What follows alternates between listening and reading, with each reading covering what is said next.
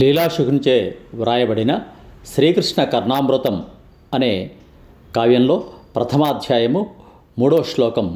ఈరోజు మనం దానిలో ఉన్నటువంటి విశేషాలను చూద్దాం. మొదట శ్లోకాన్ని అనుసంధానం చేద్దాం. చాతుర్యైక నిధాన సీమ చపలాపంగచ్చఠామంథరం లావణ్యామృత వీచిలాలితదృశం లక్ష్మీకటాక్షాదృతం కాళిందీపులినంగణ ప్రణయినం కామావతారంకురం బాలం నీలమమీవయం మధురిమస్వారాధ్యమారాధ్నుమః.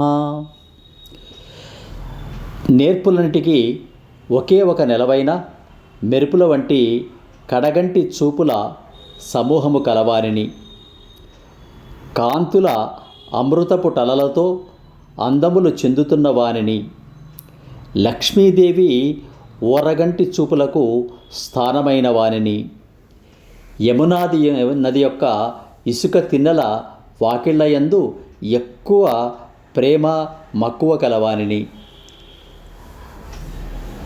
మన్మధుని యొక్క అవతారమునకు పుట్టుకకు కారణమైన వానిని, చక్కదనాల సామ్రాజ్యమైన వానిని, బాలుని వలె ప్రకాశించు నీలవర్ణుని, సాక్షాత్తు ఆ విష్ణుస్వరూపుని, అతని మనసు మాపై ప్రసన్నమగు రీతిని కొలిచెదము. గోపాలకృష్ణుడు బాల్య సహజమైన భావనలకు, యవ్వన సహజ శృంగార భావనలకు మూల కారణమైన తత్వము.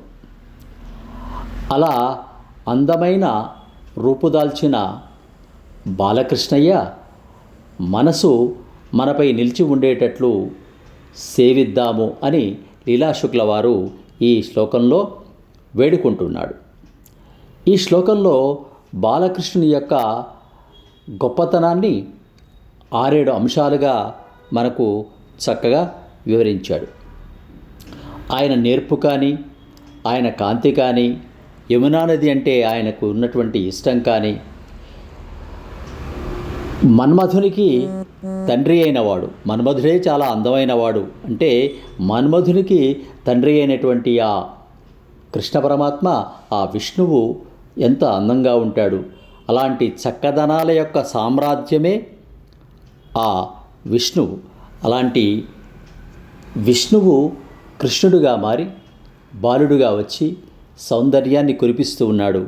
అలాంటి సౌందర్యానికి నిలయమైన ఆ కృష్ణుని యొక్క చల్లని చూపులు, అతని యొక్క మృదు మధురమైన మనస్సు ఎల్లప్పుడూ మనపై ఉండేటట్లుగా అతనిని ప్రార్థిద్దామని మనందరికీ కూడా లీలాశుకుల వారు మెత్తగా వెన్నలాగా అందిస్తూ ఉన్నాడు ఈ 3వ శ్లోకంలో.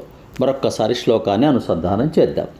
చాతుర్యైక నిధాన సీమ చపలాపంగచ్చఠామంథరం లావణ్యామృత వీచిలాలితదృశం లక్ష్మీకటాక్షాదృతం కాళిందీపులినంగన ప్రణయనం కామావతారాంకురం బాలం నీలమమీవయం మధురిమస్వారాధ్యమారాధ్నుమః. సబ్స్క్రైబ్ ఆచార్య శ్రీ సూక్తి ఛానల్. సమస్త సన్మంగళాని భవంతు. స్వస్తి.